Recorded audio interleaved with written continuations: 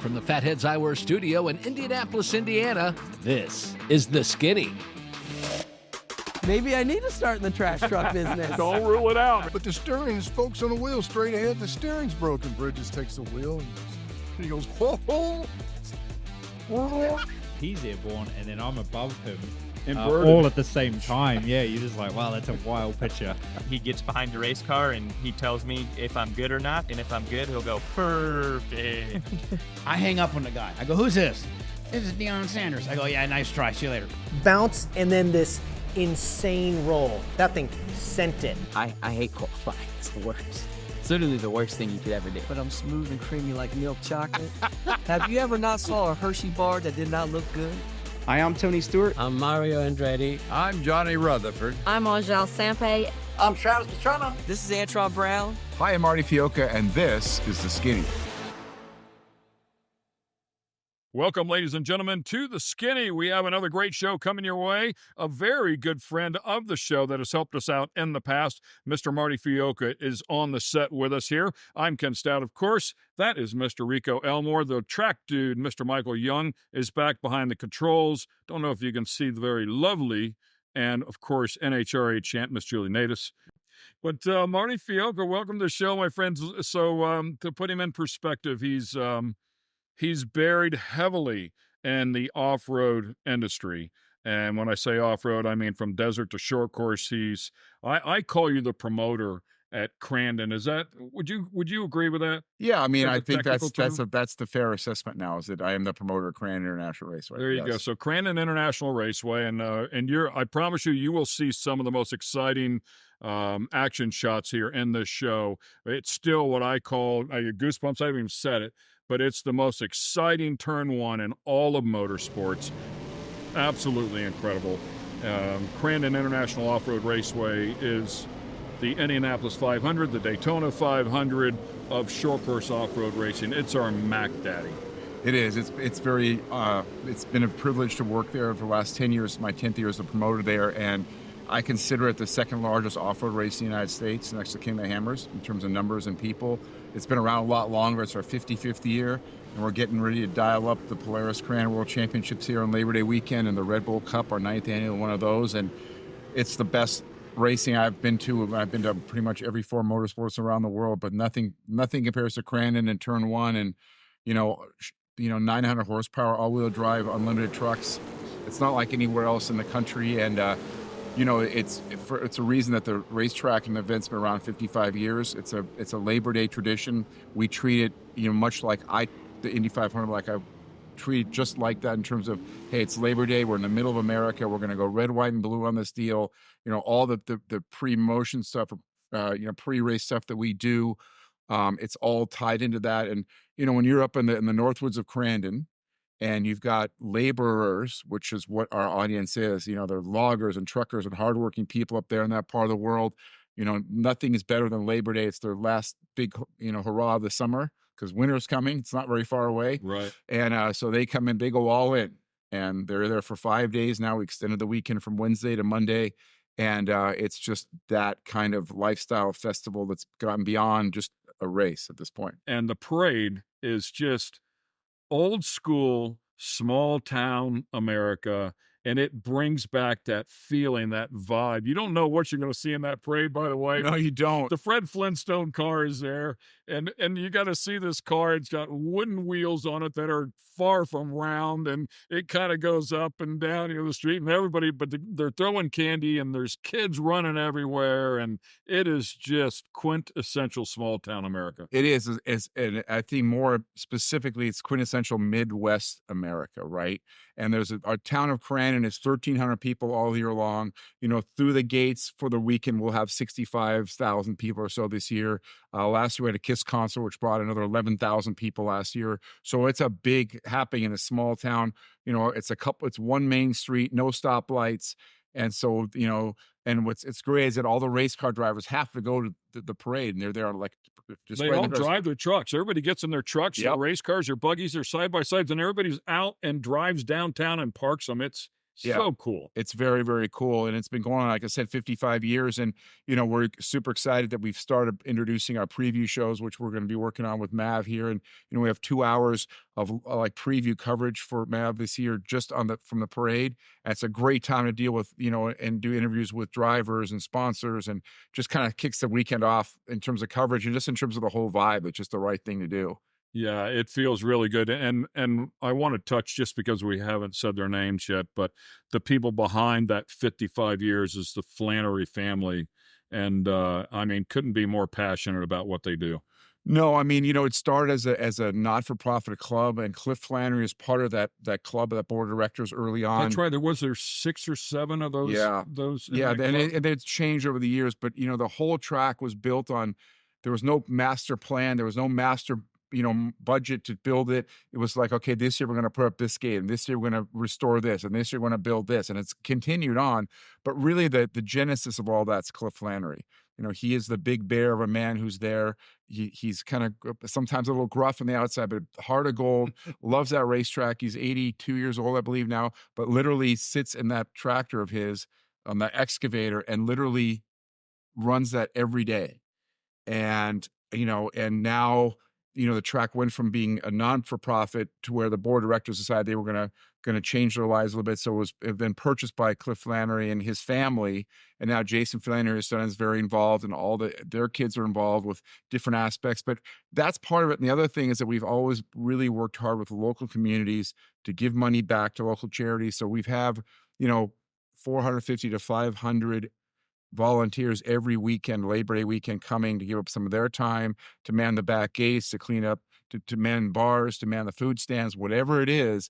And it's a real community that comes together every year to put this thing on. Without them, it would be impossible to make it all pencil out to work. You know, you need it all. You need all aspects of it. And we've gotten pretty good at it. And, you know, we're trying to get better at it. But, you know, there's always things to improve on. But, you know, Crandon never sits still. That racetrack never sits still. And we work on it, you know, full time. And it's definitely a lot of intricate pieces now, with bringing in not just the Amsoil, you know, championship off-road series, a short course series, but now it's Ultra 4 racing from the King of the Hammers cars. We built a special, almost a theater for that, and rocks for that. And then even bringing in the Class 11, you know, Volkswagen Bugs, which we have, which are a crowd favorite. So much fun. But you're integrating all those pieces. And last year we had about 425 race teams there. And so the schedule is compressed. We have like 55 races over 3 days, and night racing, and, you know, all of that. And we had a Friday night concert with Kiss last year. So as a promoter, you're on edge. A few irons in the fire, don't you, bud? A few irons in the fire, and you're hoping the fires are going to be put out by rain. And with the rain would come problems. I don't really have a plan B. I stay up at night thinking, what happens if it rains? Yeah. Well, yeah, it's cheese curds and moonshine at Crandon too. Let's be honest. So it's part of the vibe that goes on there too. The best fan parties are usually in the back, in an area. We have a slip and slide. The Skinny is brought to you by Fatheads Eyewear. Fatheads Eyewear, hardcore since '04. And American Coach. Innovation is our life force. Welcome back to the Fatheads Eyewear Studio. We're here in Indianapolis, Indiana. I'm Ken Stout. Welcome back to the Skinny. We have Mr. Marty Fiolka on the set with us here today. Made the trip down from the Northwoods of Wisconsin. Stopped in to see our good friend, Mr. Steve Grine, on the way in Chicago. Yep, absolutely. And we're going to have some dinner with the guy that really opened up the door for my career. He didn't start my career, but certainly helped me expand it. And Mr. Marty Reed. So looking forward to that dinner there a little bit later tonight. Yeah, every year I like to have a special guest come to Crandon. Last year was Sal Fish, the former president of Score International, and the godfather of off-road racing in the West Coast and the Baja 1000. And this year, because of the historic television package we have with MAVTV on the live programming, I thought back and said, you know, Marty Reed probably hasn't been here a long time. And Marty was the person who brought television to Crandon originally through ESPN. Likely put that thing on the map for years. You know, it was a different scenario back then. 1 hour of coverage on ESPN was a big deal. Oh yeah. You know, but if you look at the matrix that we have, it's still a pretty big deal. It's still a pretty big deal. But I'm saying is you know, we have over 30 hours of coverage coming out of Crandon. You know, 15 and a half hours will be on MAVTV. And, producing that, especially at a live network television level, that's what I was talking to Steve about. It's quite the challenge. It's pretty much the project of the summer to really knock that out of the park. So we've got some great things going on with that. So what's the schedule look like for Crandon, the days on track and things like that?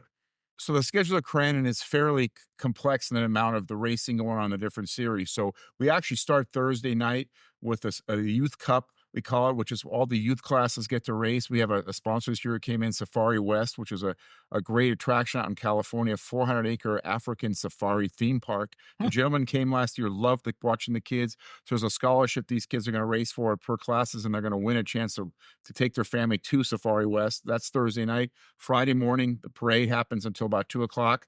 And from 2 to approximately 6 o'clock, we've got championship off-road racing, the short course series, and then we flip over then to Ultra 4 racing, rock racing, Class 11, and we finish the day up with a Pro Light versus Pro Buggy Cup style race. So is it all on the same track? It is on the same track on Friday, yes. Same course, the kids. Yep. Under the lights? The kids won't be quite on the lights, but we do have 3 track configurations: a short course, a mid-track, a long course, and then the Ultra 4 has a different course too, but it's all within the same area. So the kids are racing the short course. It's everything from the 170 karts to the rock cars that they have, the UTV classes too. So we wanted to give the kids something special to give the kind of focus, and they're already practicing all day Thursday anyway. Our gates open Wednesday, and most of the campground's full by Wednesday night already. So that's what happened on Thursday. Friday, like I said, parade, and then racing, and then rock racing. The Ultra 4 races are great, and that'll be part of the MAV coverage. And then we end the night with a Pro Light versus Pro Buggy Cup race. And the Cup races were invented at Crandon. We have 2 different classes that get a staggered start, and they try to catch each other. Fans love it. Class 11s, the Volkswagens really love it. Saturday, it's all day champ racing. They're going to finish out their series points on Saturday. The Saturday night is something called Rage on the Rocks, where we literally run at night. And that's the ultra cross course. So it's the front course and the rock racing section in the back. And the cars all have lights on them. Big spectacle, big rocks. Massive rock garden. Yeah, huge crowd. We have fireworks that night. It's just a big celebration of Ultra 4 racing. It's a spectacle to watch. Fans love it. And then Sunday is a separate day that Crandon promotes, and that's the Red Bull Cup Sunday. And that's all the short course pro categories, plus Class 11, plus the unlimited 4,400 Ultra 4s. And they're running for a world championship ring. And then the weekend ends with the Red Bull Cup race, which is Pro 2 versus Pro 4, staggered start. So that's basically the weekend. So where's the best party? The best party, it depends if each day. Depends what you consider best. The best fan parties are usually in the back an area. We have a slip and slide. Honestly, the hill all day long, people have a great time. They bring the lawn chairs out. We have 25,000 people on the hill in the grandstands watching the racing. The camping, we have 2,200 grass camping spots. They're all sold. So you have to picture this giant enclave of racers and fans, and the racing and the VIP, the VIP that come, and we take care of them in the barn and take them to the infield. It's a constantly moving, just kaleidoscope of things that are happening. It's never boring at Crandon, and that's what's hard sometimes, like herding kittens. For me, it's like, let's make sure this is all moving forward, and we don't find anybody upside down or underneath the bar from the night before, but it happens. Crazy things happen. All right, we'll take a quick break. We'll be back in a moment with Mr. Marty Fiolka. Restoring an old Art Schmidt Pro Buggy this summer, because we're going to announce that next June we're going to be vintage short course racing. You're looking at Mr. Marty Fiolka, 2006. He was the BFG Motorsports Person of the Year. Pretty cool accolade. And 2014, inducted into the Off-Road Motorsports Hall of Fame. That's a couple of big ones, man. It was, and it is, and I've been in this industry now 35 years, in motorsports, but off-road kind of specific. I was, involved with IMSA racing for a while. I was involved with the IRL and Nissan and the PR director there, And so I really appreciate having that kind of rounded motorsports background. I watch how all these series work and how these facilities work. We were talking about, Road America earlier. And it's just, you get the bigger sense and try to apply that to here. It doesn't all fit, but you need to learn best practices from friends like Scott Atherton, who ran IMSA, or Paul Fanner, who's a good friend of mine, who runs Racer, Cal Wells. All these people are really kind of core to how I try to go about producing. But I've been very fortunate. Not many of us have made a career at off-road racing in terms of the promotion side. It's been a great ride, but it's funny, the BFG thing I'd forgotten about till you mentioned it. And, I've been racing with Leo Goodrich and Fox Shock since 1989. And my race team just went to NORA this year. Same team I've been with for 35 years. One of the race cars is the same car we raced in 1989 and 90 in Score. And, just going back to NORA and racing in Baja again for 6 days with my friends was something special. And one of our cars, we have two, one of them ended up within the top 25 overall, first vintage car, first air-cooled car, because we run Volkswagen and Porsche motors like we did. And I think that is a very grounding thing to be able to go race. And in fact, I'm restoring an old Art Schmidt Pro Buggy this summer, because we're going to announce that next June we're going to be vintage short course racing in Crandon too. So we're hoping to get a lot of the older cars back out and all the old drivers to get back in and strap on and, get themselves in the car and go do some laps of Crandon. So the vintage thing's a good thing, especially when you get a little gray on the side. It's like kind of remembering your roots, right? You're dangerous when you and I get together, man, because it just spreads, it just fingers out all the subjects. Who's, you mentioned BFG back in the day, and of course I immediately think of Frank D'Angelo. And then I was just at Road America this past weekend while we were talking about that, and I was talking with Peter Calhoun, who has since retired. Yep. Now Nate has taken over. Yep. Nate has taken over the role, but all of those years with those guys along the way, and then you bring up Art Schmidt. We were teammates. We were teammates on a pro light truck. I drove part of the year. He drove part of the year, but it was an Art Schmidt truck. So it was, and it was super cool. 2005, maybe something like that. Yeah. So this car was one he built. 93 was a world championship car at Crandon. It has a Bertels Rabbit motor of all things, like a Formula Super V motor, and it's just been kind of working on the shop at night instead of sitting in my trailer. And but I love vintage racing. I love off-road racing, and I love buggies. But what's great about it, it just brings you. Like, you can go talk to a driver and they'll understand that what you're talking, that you're doing it too. You're getting your hands dirty. That's the funny part. Cliff Flannery comes back and goes, "You still working on that thing? You know what you're doing?" I'm like, "I got it, Cliff. I'm sitting more than my computer working or making phone calls." So, but like I said, it all, it's been a varied career, from running Dirt Sports magazine to being a producer, associate producer on the film Best of Glory, which I think is one of the best racing films ever made. I'll just say it if you haven't seen the original one. Well, I certainly wanted to bring that up about you. I mean, we have to talk about, you're not just a promoter. You're a publisher, heavy part of Dirt Sports magazine for so many years, a executive producer for Dust to Glory.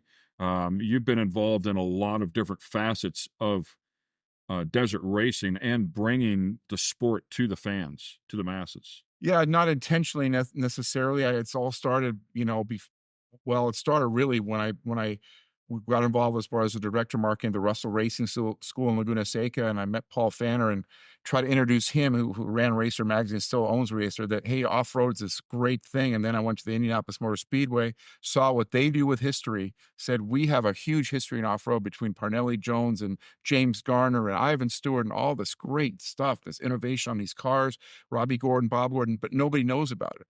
So I just started writing a book on the history of the Baja 1000, promoted the first event there at the Peterson Museum in 2000 to celebrate the Baja 2000 and bring some of these cars out of the woodwork.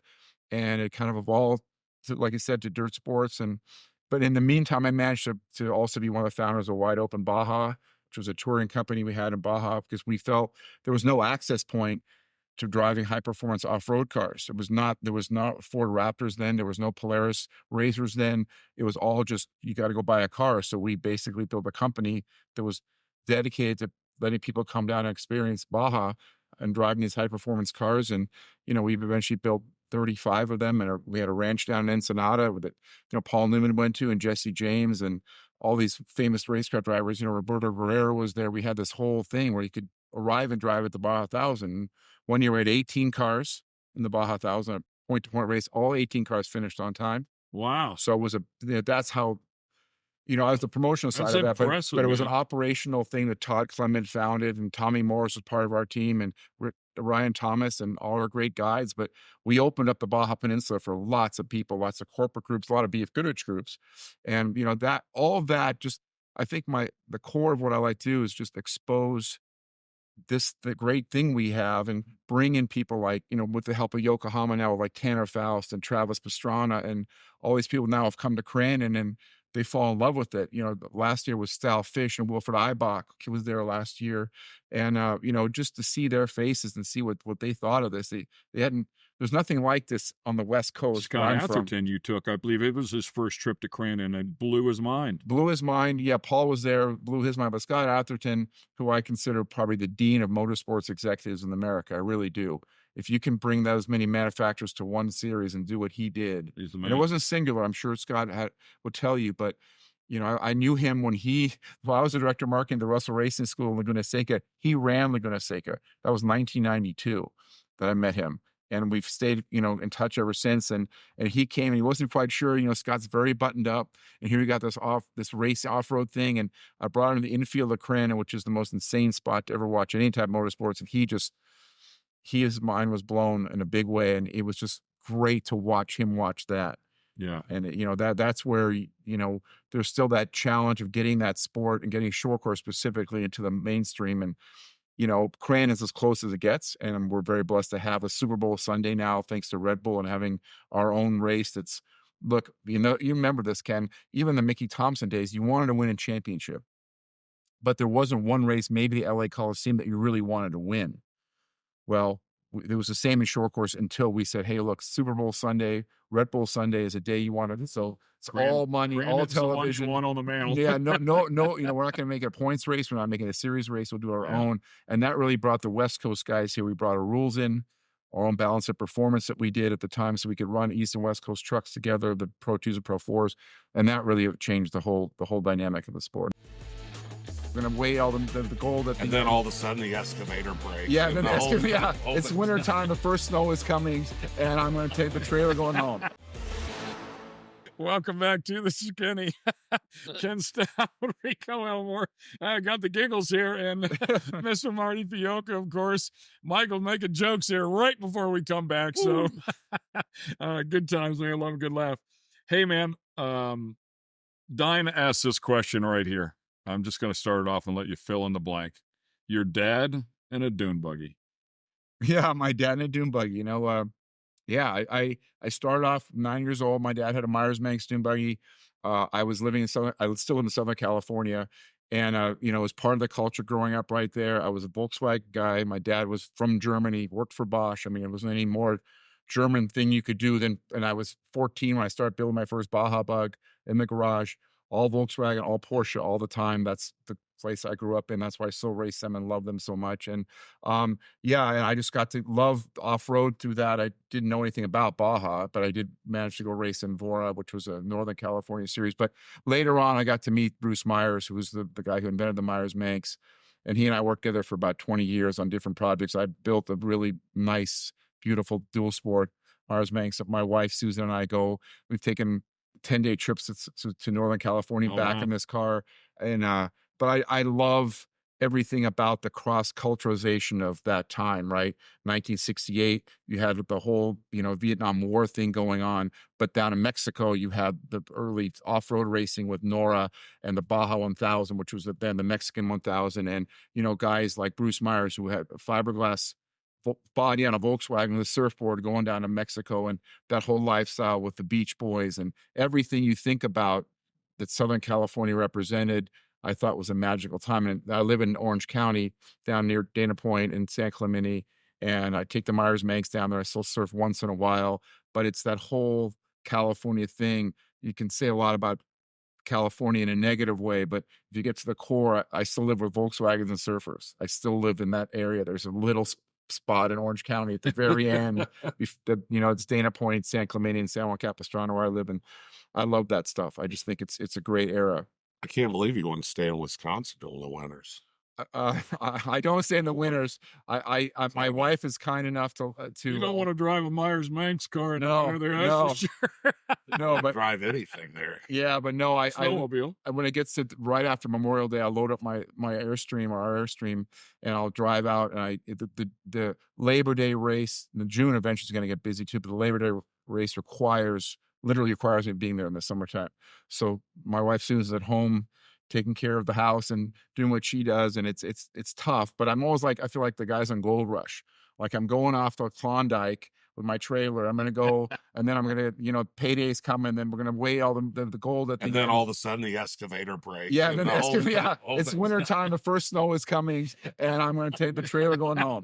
I feel like that guy. But again, it's the last 4 years it's been that way. But again, it's just what's required. We have to keep, in order to grow what we're doing, we have to remember that we can't, it's not staff. I love going to these corporate meetings with these people. Well, Marty, you can have one of your staff people. No, there is no staff people.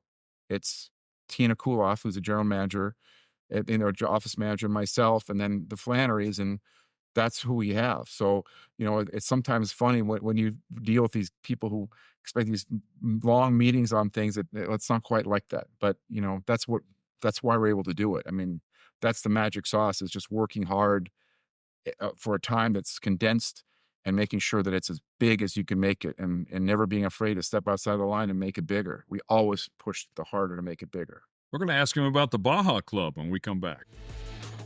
And he has 16 millimeter film, and he goes, it's down there. So I looked down in the very corner, and there's Mexican 1000, and it was like original 16 millimeter film. The Skinny is brought to you by American Coach. American Coach, innovation is our life force. And Fatheads Eyewear. Fatheads Eyewear, hardcore since '04.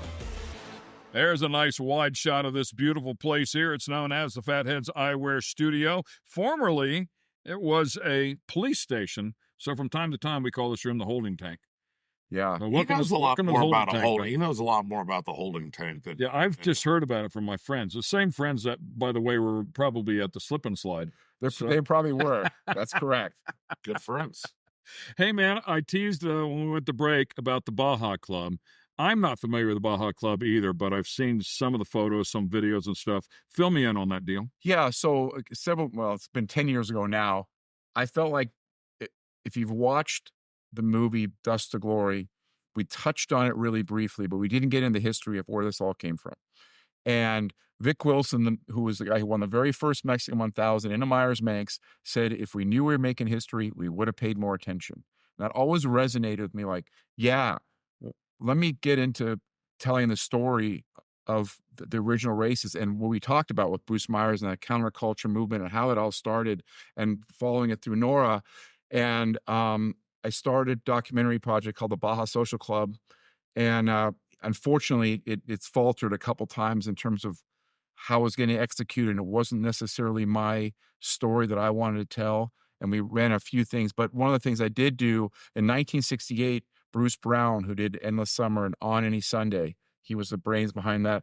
He went to Down for Wide World of Sports in 1968 and shot the Mexican 1000. And one day I was at his house because we were working on Dust to Glory. And I said, you must have outtake footage of that. And he sat in his house and he's smoking his cigar. It's like, yeah, follow me. So I go down this house just north of Santa Barbara. He opens up this giant closet, and there's all the film. Endless Summer, and he has 16 millimeter film. And he goes, it's down there. So I look down in the very corner, and there's Mexican 1000. And it was like original 16 millimeter film and audio. So I arranged a situation where I bought the rights to it, thanks to some friends who helped me out to pay for it. So we have things that we've now transposed that nobody's ever seen before. That's like an original Jim McKay sitting there, a suit and tie, and Ensenada, awesome. Interviewing Parnelli Jones and James Garner and Bruce Myers and those guys, that I'm just waiting to kind of finally get that story done. It'll get done. Everything I've ever started, no matter what, even if it was silly, ridiculous, expensive, just ask my wife, Susan, she'll tell you, but it got done. Everything has to get done. So, I'm getting a little older now, but that movie and that ideas, I think now I've had talked to some people, and I think the Baja Social Club will come back. I just need to tell the story. Michael, Jim McKay, the thrill of victory and the agony of defeat. That's There you right. go. That's right. That's right. Remember that? That was Wide World of Sports. But Saturdays, oh my God, that was. But it was a heaven, huge. man. I mean, you know, it was a huge thing because Bruce was so dialed in, and he had worked with Steve McQueen and on Any Sunday, and that was all filmed right where I live, essentially in Dana Point and back towards in San Juan Capistrano there and over Ortega Highway.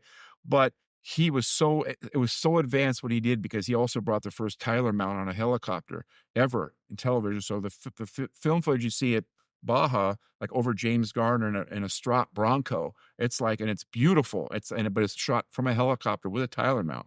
Never happened. That was the first application from what I understand. So we have just, it's not hours and hours, but it's a lot that we're hoping to eventually tell the story before, all these pioneers. We just lost Pernelli Jones, as you know, and, Bruce Myers passed away a few years ago. And I just think it's a romantic, cool part of motorsports history that just is sitting on the shelf waiting to be kind of told and just find the right way to do it. Now I've had to start and stop a couple times, but it'll get done. It has to get done. It takes a little time to work those things out. Sometimes it just really does. It does, and sometimes it just takes a lucky situation. Sometimes it always takes, resources of some sort. So we have a great story to tell. It's just a matter of getting to the finish line now. Once again, we'll take a quick break here. When we come back, we're going to find out who Angelina is. Oh, Angelina Jolie, the mistress. Affair going on with Angelina. I do. Outside of my wife, let's be clear. So Angelina. Welcome back to the Skinny. We have Mr. Marty Fiolka on the show with us here today, a off-road motorsports Hall of Famer, the promoter up at Crandon International Raceway, and heavily involved here in all forms of off-road. I teased when we were going to break. We want to find out, and you let it loose. You said it was the mistress, but let's hear about Angelina because you have a deep, passionate love affair going on with Angelina. I do. Outside of my wife, let's be clear. So Angelina, which, by the way, your wife is one of the absolute best in the world. She is absolutely one of a kind. I'm still with her. Or she's so cool. She still lets me be with her. Literally, yeah. We don't have time to talk about this on the show, but you're going to come back on, and we're going to talk about you. You damn near died. Yeah. And had it not been for her, you wouldn't be with us today. That's There's no question 100% about true. that. We'll talk about that another time. But let's hear about the mistress. So in 1989, my friend Ron DeWolf and I got together and decided we wanted to go off-road racing. So we bought a single-seater, a 1600 car desert car. And we raced it for a couple of years, and then we sold it. And then when Nora came back, we found the car on Craigslist. So we kind of got sparked. Hey, let's go back racing it. And so we restored the car, and we got that thing. It was gone for 10 years, right? It was more than that. We sold 92. We found it in 2015. It was right by the Mexican border. We recognized two parts, like the gas pedal and the gas inlet. That's our car. We knew it was on Craigslist. So we bought it back. So let's go race again. Let's get the gang together. Crucci, Paul Perzo came back. Same guy who worked in the car before, and we decided we were going to go racing. We're like, we need to have a nickname for this car. And it just struck me that the nickname should be Angelina because literally that car caused 2 divorces while we were racing it originally. So that's where the nickname Angelina came from. And since then, we've got we just finished another Mirage, and its nickname is Vivian because it was a pretty not very good looking street walker. When we got it, it was pretty bad, and we dressed it all up. It's like the main character in Pretty Woman. So she's Vivian. So then the short course car I'm restoring right now is Tina, because after Tina Kuloff from Crandon, because Tina's from Michigan, the car was built in Michigan, the engine's built from Michigan. So that's Tina. So and then that thing will never break down. It will never break. It'll never break Tina down. does not stop. She is vicious. She's vicious. She's another one. She's incredible. She is. Tina has to really carry a lot of hats in that place, and she's the one at the front lines where I'm back doing whatever I'm doing. She's dealing with the racers who don't like their camp spot, or the campers that are complaining because this guy doesn't work, or that toilet's plugged, or this isn't working. And Tina has to put up that's the nuts and bolts, nitty gritty of putting on races that big. I mean, it's fairly organized in terms of the reservation system and everything, but Crandon is its own thing, and Tina really is kind of the quarterback behind a lot of the, getting bands in the right place and ordering food and drinks, and there's it's a full thing. I mean, it's a full service place. It really is. So Angelina is back. You've raced that car at Nora, right? Mm-hmm. And that thing, since you were talking about rebuilding it, you got off on a tangent there, a couple of other cars, but you've had some success since then inside of the top 10, 15? Yeah, we have with that car, and then like I said, the Mirage that we just finished is a Type 4 Porsche car.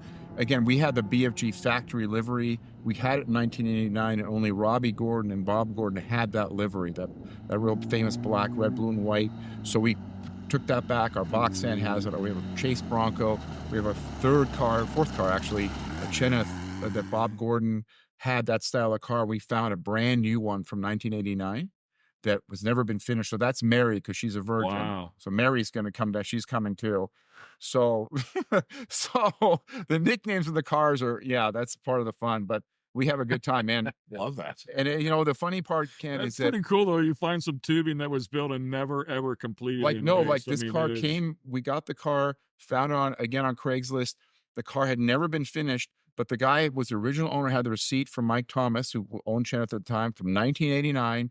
The fiberglass, the arms, the hubs, everything is brand new. Like, it's never been finished or touched. Crazy deal. And so when I got out of the hospital in 2018, I had a thing for BF Goodrich where I was going to rebuild that car. And I brought it to the SEMA show, and we kind of set it up. And I wasn't able to rebuild the car completely because I just had the time to do it. But we did mock it up, and it kind of made its appearance. But it's a long way from that to actually getting done. But, you know, racing vintage off-road, it's funny. Yeah, they're vintage cars. The shocks have a lot of the Fox shocks updates, and it's fun because Fox is celebrating their 50th year at Crandon this year too.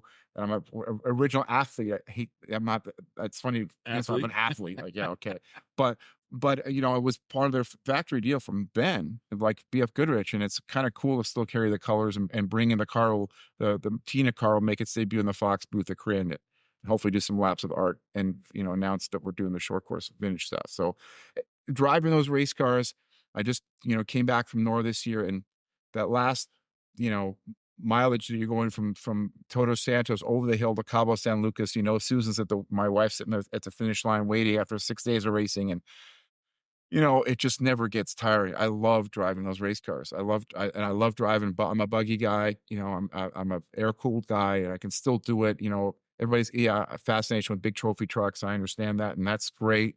But you just never get tired of the physical act of racing these cars. And say it right, man. You're a buggy dork. Well, you're right. Our friend Cameron C would be correcting me with that right now. But I am a buggy dork and proud of it. And there's just something about the engine in the back and having a transmission and a cutting brake and doing all the things physically that you do. One of the great stories at Crandon this year is we have a gentleman by the name of Tom Schwartzberg. I know Tom. And Tom and Ruth Schwartzberg Tom always comes by, and his wife always comes by to say hello. Yes, and they have raced 52 of the 55 Crandons. Wow. So he's races in a super buggy, always toward the back, but this is his last race here at Crandon. We got to do some special things for him. And he's part of that original 7, that club. I think he is. Yes. And he, you know, he still talks about the physical act of driving the cars. Like, it's not about the camaraderie necessary in his soul. It's like, I'm going to get in that car, I'm going to control it. And you watch him, and he's also, I think, in his early 80s, flying off these jumps. It's like, man, that's cool.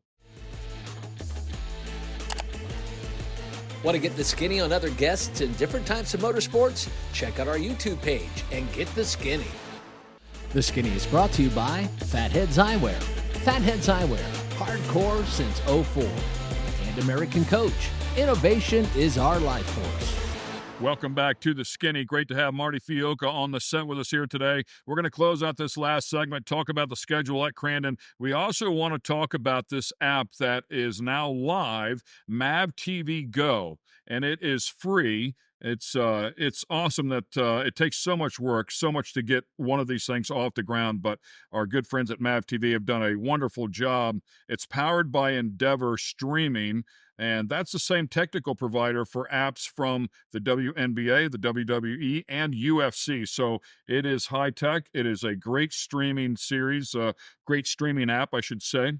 By the way, it's available on iOS, Android, major connected TV platforms like Samsung, Roku, Amazon Fire TV, Apple TV. So all of that stuff is where you can find MAVTV Go. It is absolutely free. It's going to cover live motorsports programming, all of their programming, really. I mean, updated daily. So it's a really cool app that they've just fired up here a few days ago. And of course, Marty, as you well know, their first big feature event is going to be your event at Crandon. Yeah, I mean, timing worked out beautifully. We've been involved with Lucas Oil and MAVTV for many years, and we just felt like the time was right with our broadcast. Our live stream was so good. We're getting so refined, bringing Canon, bringing some other pieces into the equation that we felt we were ready to go live television, and that's where we've gotten to now. And so the launch happened to be timed perfectly with Labor Day. So it's a big weekend for us. It's a big weekend for MAVTV, and we're excited about it. It's fairly historic in the fact that 15 and a half hours will be live. Between most of it will be on the network. But MAVTV Go will have some of it too. But their off-road racing has never had that much live television ever, and I consider this live television, and we're treating it that way. We're bringing in firsts. Like, it'll be the first time we're gonna have live in-car cameras, which hasn't happened in short course, I don't think, ever. If it did, it was way back in the NBC days. Yeah, let's give George Hamill a little shout here in the Starlink system that he has. So George Hamill, a good friend of ours in off-road racing, has come up with a way to put onboard cameras in the trucks or a desert car, whatever. He's really refined it in the desert, and they put a Starlink panel in the back. And of course, Elon Musk just came up with one that's small enough to go in a backpack. So, but they put that on the car, and we go live inside of the car. The network itself, the production facility, the production truck that's on site can grab that feed and take us for a ride inside of that truck during the race. It's cutting edge. It's correct. So we've incorporated that into a couple of Class 11s and into a couple of Ultra 4s with the Ford factory team with Vaughn Gittin and Lauren Healy. And then we'll have 3 in Pro 2, 3 in Pro 4 potentially. But the idea here now is that we can have live in-car, and George has kind of refined that deal on the Starstream, the system that he has. And it's a fantastic technology that we're bringing to the Crandon for the first time. We brought the first live drone, I think, in motorsports to Crandon in 2019. We'll have 2 drones now this time, bring in a great talent like Ken and others to kind of bolster this live television thing. But we're all in on making this as great of a production as we can. And I want to throw another big name out there. We want to welcome back Toyota. Toyota is going to be a big part of the program as well, and we appreciate everything they do and their support, and a lot of manufacturers' involvement out there as well. Yeah, that's a kind of another historic first for us. We've got, big displays from Chevrolet, from Ford, and Toyota. Toyota's bringing out some of their great SEMA cars, the Toyota Pro cars. We're going to have them on display there. Ford is bringing out a brand new simulator, so you can either pretend you're racing at Crandon or race at King of the Hammers. It's I think it's a multi-million-dollar simulator. So, and we're seeing big factory support from Polaris. Can-Am is going to be there. Honda's there on their side-by-sides. So our expo area is full. But that again goes back to just there's an understanding that's like the Indy 500. It's Labor Day. It's the Midwest. It's off-road. It's Crandon. And I think in a lot of minds of corporate folks, they starting to understand that now, that this is a stakeholder event in this off-road lifestyle that's grown because of side-by-sides and things like Ford Raptors and all the Toyota vehicles you can get. And it's just become something that's more of a lifestyle crossroads event than just short course race. It's a packed house, ladies and gentlemen. Really, words can't describe it.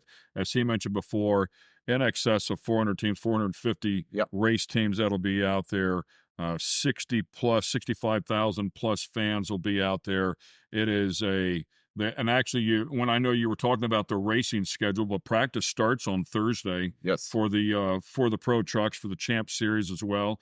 So Thursday, Friday, Saturday, Sunday, it is a 4-day melee of excitement that is unrivaled, really. It is, and it's such an incredibly cool weekend. And the fact that it's over Labor Day and everybody's camping and eating brats, man. Yeah, you know, brats and beer and plenty of brats and beer and all of that. Yeah, no, it is that very thing. And it's fun to use the word melee, but it is. And I actually don't think for the fan there's a better experience. I don't think there's a better experience for the money.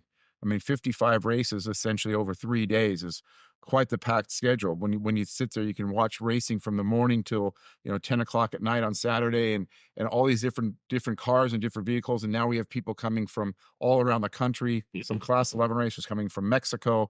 I mean, it truly is a world championship, and that's where it started. And the Polaris World Championships are this beautiful umbrella over this incredible sport and lifestyle we all love to live. Great stuff. So now you have the skinny on Mr. Marty Fiolka, wonderful, wonderful man, of course, obviously in that Off-Road Motorsports Hall of Fame, as we talked about before. Great promoter. If you get to Crandon, you can say hello to him. He'll be running, but you can say a quick hello and wave, and That's right. he'll keep trucking there. That's So right. catch him on Sunday night. He will sit down then. With a drink at 6. There you go.